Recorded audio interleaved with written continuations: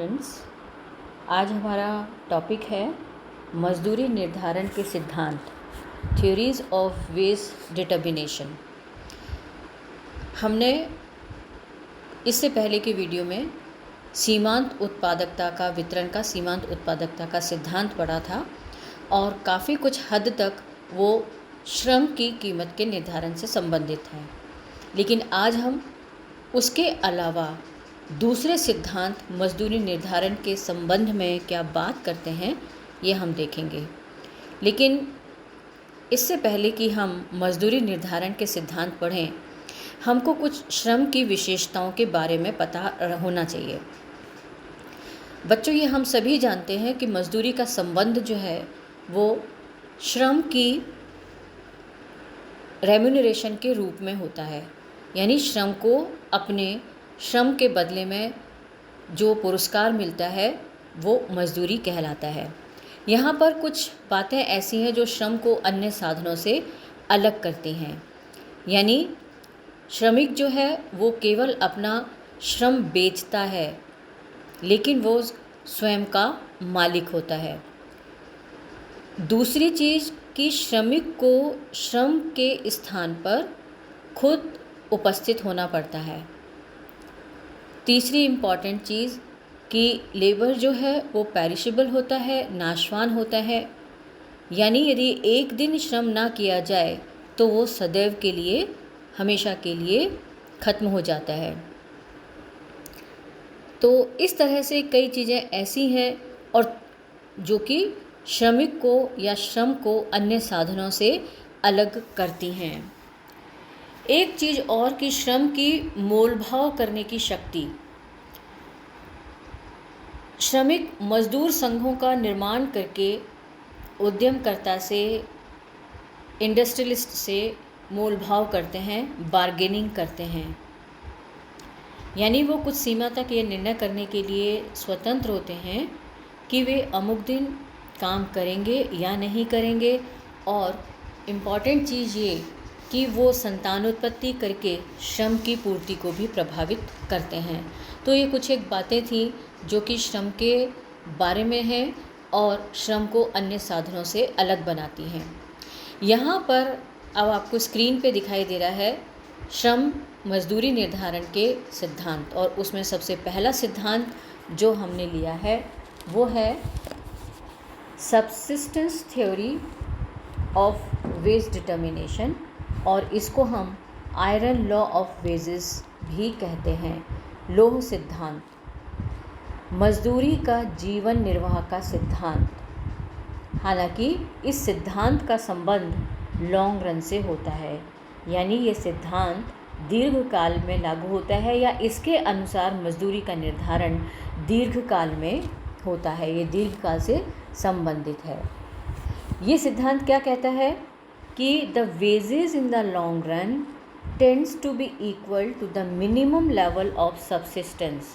यानी जीवन निर्वाह के लिए जितनी ज़रूरत होती है मजदूरी का निर्धारण उसी ज़रूरत के हिसाब से होना चाहिए। यानी मिनिमम लेवल ऑफ सबसिस्टेंस का मतलब होता है the amount which is just sufficient to meet the bare necessities of life of the worker and his family। यानी उसकी मिनिमम या न्यूनतम आवश्यकताएं पूरी हों, श्रमिक को केवल मजदूरी उतनी ही मिलनी चाहिए, ऐसा मजदूरी का जीवन निर्वाह का सिद्धांत कहता है। शॉर्ट रन में उसमें फ्लक्चुएशंस हो सकते हैं, उतार चढ़ाव हो सकते हैं, लेकिन दीर्घकाल में मजदूरी की टेंडेंसी जो है वो जीवन निर्वाह के बराबर होने की होती है। मान लीजिए, जैसे कि मैंने ये हिंदी में लिखा है कि 100 रुपये में उसके जीवन की, यदि श्रमिक की 100 रुपये में बेसिक नीड्स यदि पूरी हो रही हों तो उसकी मजदूरी दर संपूर्ण बाज़ार में 100 रुपये ही प्रचलित होगी। यदि श्रमिकों को किन्हीं कारणों से 100 रुपये से अधिक मजदूरी प्राप्त होती है, यानी मिनिमम वेज से ज़्यादा यदि मजदूरी मिल रही है, तो वो उसका जीवन स्तर में वृद्धि होती है, वो विवाह करते हैं और उनके बच्चों की संख्या बहुत तेज़ी से बढ़ती है। यानी जैसे ही मजदूरी का स्तर जीवन निर्वाह से ज़्यादा होता है, मज़दूर लोग श्रम की पूर्ति को बढ़ाते हैं। नेक्स्ट में भी मैंने यही लिया है कि wages exceed the subsistence level, यानी मजदूरी जो है, मजदूरी यदि मोर देन मिनिमम वेज से ज़्यादा है, जीवन निर्वाह से ज़्यादा है, तो यदि मजदूरी जीवन निर्वाह से ज़्यादा है तो labour will marry earlier and will produce more children. This will result the increase in number of workers, है ना, श्रम की पूर्ति में वृद्धि होगी, एंड जो कि उससे ज़्यादा होगी जितनी की मांग है। जितनी मिल मालिक या उद्योगपति मांग करते हैं श्रमिकों की, उसकी तुलना में उनकी पूर्ति ज़्यादा हो जाएगी। तो इससे क्या होगा कि श्रम की मजदूरी में कटौती हो जाएगी, और जब तक गिरेगी जब तक कि वो जीवन निर्वाह मजदूरी के बराबर नहीं हो जाती। इसी तरह से ये wages are below the subsistence level, यदि मजदूरी का स्तर सब्सिस्टेंस लेवल से जीवन निर्वाह से कम है तो labour will not be able to maintain their families, उनके लिए अपने परिवार का पालन पोषण करना मुश्किल हो जाएगा। सो भुखमरी भी आ सकती है, कुपोषण भी हो सकता है, और इससे डेथ रेट जो है वो बढ़ जाएगी। इससे क्या होगा कि श्रम की पूर्ति में कमी आ जाएगी, लेकिन मांग यदि ज़्यादा है तो मजदूरी का लेवल बढ़ने लगेगा, और जब तक बढ़ेगा जब तक कि वो जीवन निर्वाह स्तर के बराबर नहीं हो जाता। तो इस सिद्धांत के जो समर्थक हैं वो ये कहते हैं कि लॉन्ग रन में मजदूरी जो है वो जीवन निर्वाह स्तर के बराबर होने की होती है। इसी तरह से हम आगे बढ़ते हैं। नेक्स्ट है क्रिटिसिज्म। इस सिद्धांत की यदि हम आलोचना करें तो सबसे पहले ये आलोचना कि जैसे ये इनका जो तर्क है कि मजदूरी जो है बढ़ने पर श्रमिक शादी करते हैं, संतान उत्पत्ति करते हैं और श्रम की पूर्ति को बढ़ाते हैं, लेकिन ऐसा नहीं होता।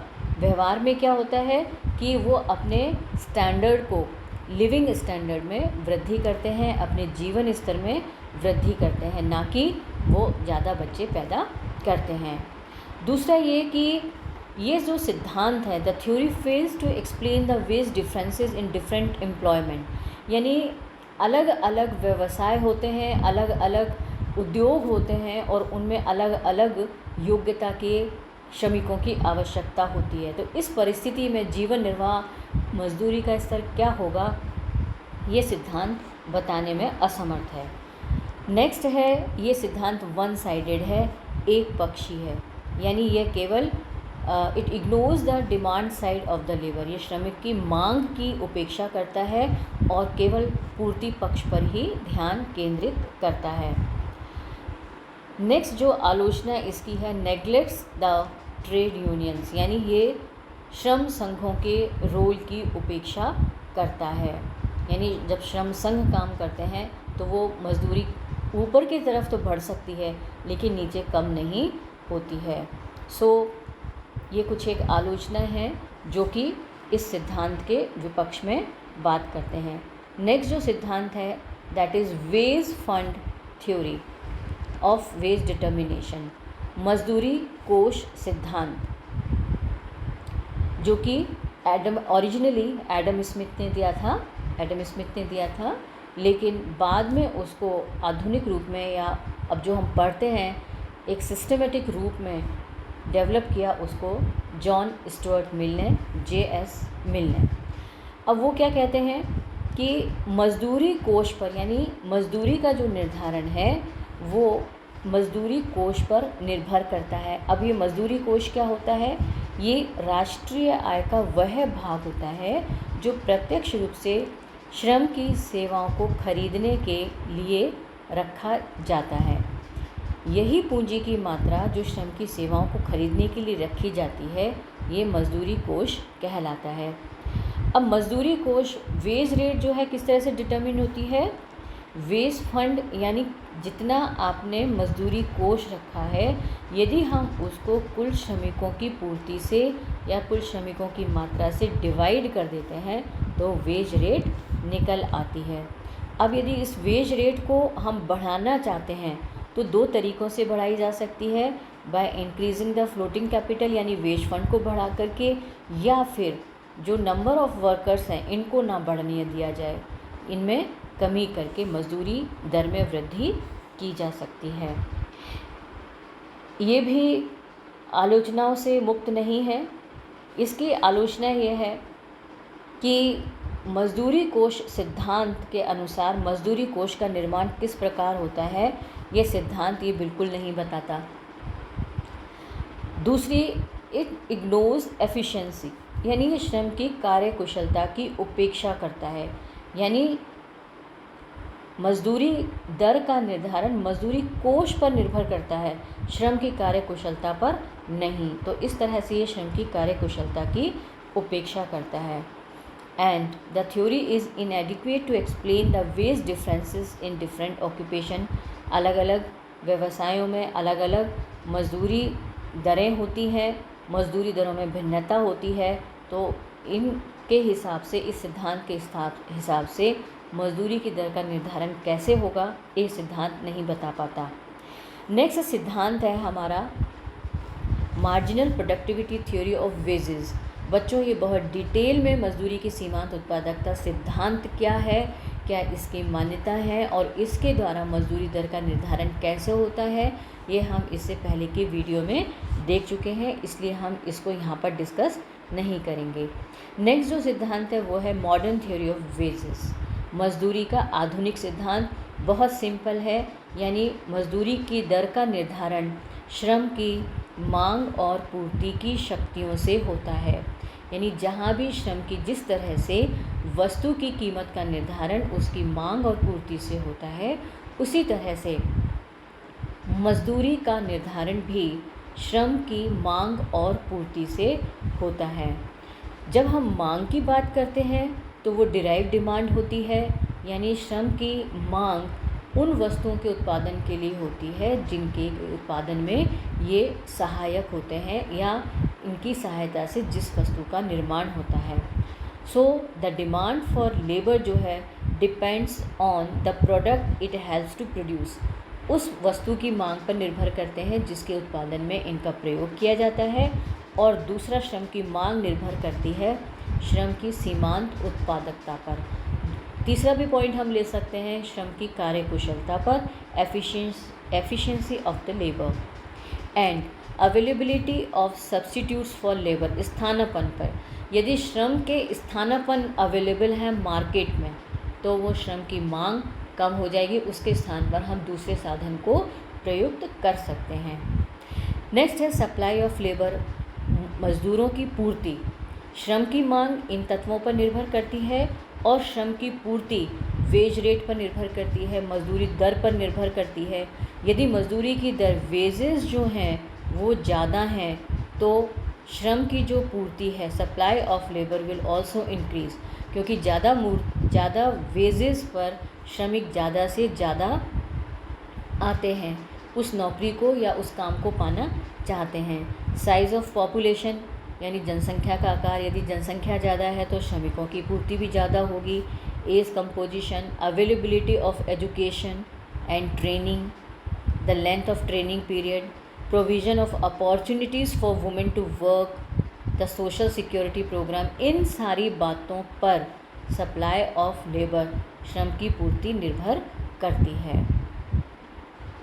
अब मांग और पूर्ति की शक्तियों से श्रम या मजदूरी का निर्धारण। तो बच्चों देखिए यहाँ पर ये जो डायग्राम आपको दिख रहा है ये डीडी मांग वक्र है जो कि डीएल है, यानी डिमांड फॉर लेबर श्रम का मांग वक्र है, और ये एसएस वक्र है वो श्रम का पूर्ति वक्र है।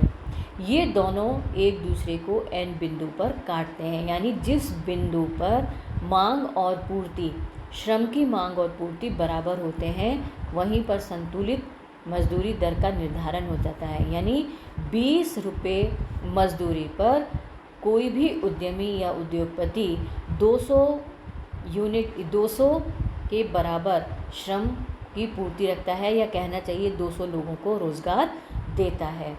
तो इस तरह से आधुनिक सिद्धांत के अनुसार श्रम या मजदूरी की दर का निर्धारण श्रम की मांग और पूर्ति की शक्तियों के कटाव बिंदु पर होता है, इंटरैक्शन पे होता है। सो बच्चों, that is all about the different theories of wage determination. मजदूरी निर्धारण के ये विभिन्न सिद्धांत थे।